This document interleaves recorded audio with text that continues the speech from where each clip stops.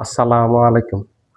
জামায়াতের আমির ডাক্তার শফিকুর রহমান কঠিন হুঙ্কার দিয়েছেন, আগামী নির্বাচনে যারা জনগণের ভোট হাইজ্যাক করার চেষ্টা করবে তাদেরকে কঠোর হাতে প্রতিহত করা হবে, তাদেরকে কোনো ধরনের ছাড় দেওয়া হবে না।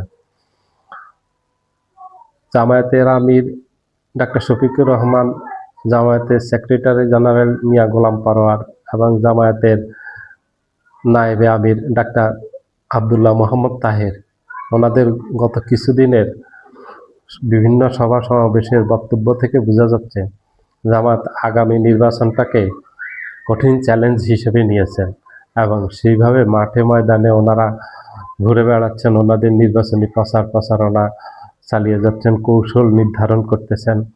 ওনাদের এই কৌশলী ভূমিকায় বিএনপি পরাস্ত হয়ে গেছে বলা চলে।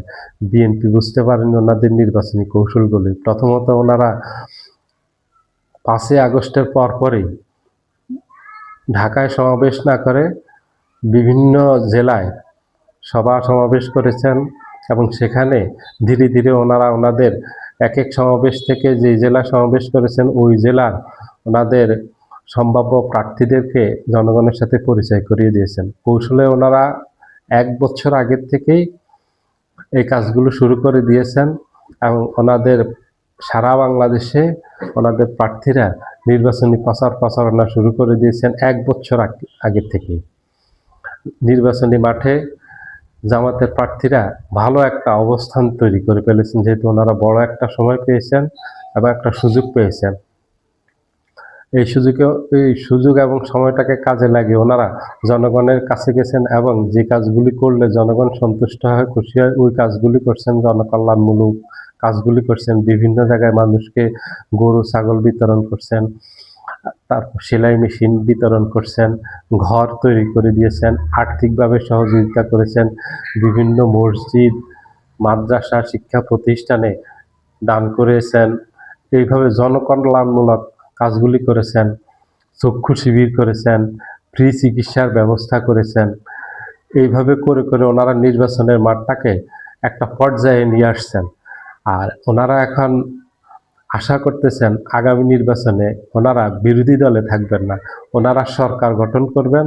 আগামী নির্বাচনে ওনারা সেই টার্গেটেই এগিয়ে যাচ্ছেন। এখন বোঝা যাচ্ছে ওনাদের পলিসিটা কিছুটা এখন বোঝা যাচ্ছে, যেহেতু জামাতের পলিসি বোঝা খুবই কঠিন, কিন্তু অনেকেরই ধারণা জামাত এখন এগিয়ে যাচ্ছে আগামী সরকার গঠনের দিকে, বিরোধী দলে বসার জন্য না। বিএনপি এতদিন বুঝতে পারেনি জামাতের এই পলিসি, যার কারণে বুঝতে না পেরে বিএনপি এখন জামাতের বিরুদ্ধে অবিরাম 71 নিয়ে জামাতকে বিভিন্ন জায়গায় বিএনপির মহাসচিব থেকে শুরু করে সিনিয়র সকল নেতা এবং জুনিয়র সকল নেতা 71-এর ভূমিকা নিয়ে জামাতকে বিভিন্নভাবে সমালোচনা করতেছেন। 71-এর বিরোধী রাজাকার যেগুলি আওয়ামী লীগ করছে, আওয়ামী লীগ বলে গেছে জামাতকে, সেই বক্তব্যগুলি দিয়ে যাচ্ছেন জামাতকে ঘায়েল করার জন্য। কারণ এখন আর জামাতকে ঘায়েল করার কোনো হাতিয়ার বিএনপির হাতে নেই। 71-এর মুক্তিযুদ্ধে জামাতের ভূমিকা ছাড়া, ওই 71-এর ভূমিকা নিয়ে কথা বলা ছাড়া আর বিএনপির কোনো হাতিয়ার নেই। আগামী নির্বাচনে জামাত যে ভালো একটা ফল করবে বিএনপির নেতাদের আক্রমণাত্মক এই বক্তব্য থেকেই বোঝা যাচ্ছে।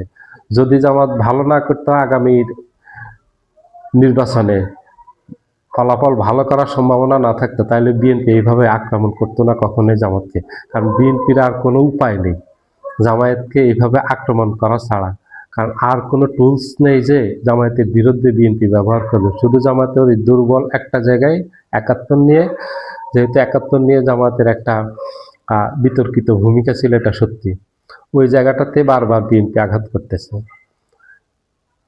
এখন দেখা যাক সামনে কি হয়। তবে বোঝা যাচ্ছে বিএনপিকে যে কোনো ধরনের ছাড় জামাত দিবে না আগামী নির্বাচনে, এখন পর্যন্ত তাই বোঝা যাচ্ছে। সবাই ভালো থাকবেন, আল্লাহ হাফেজ।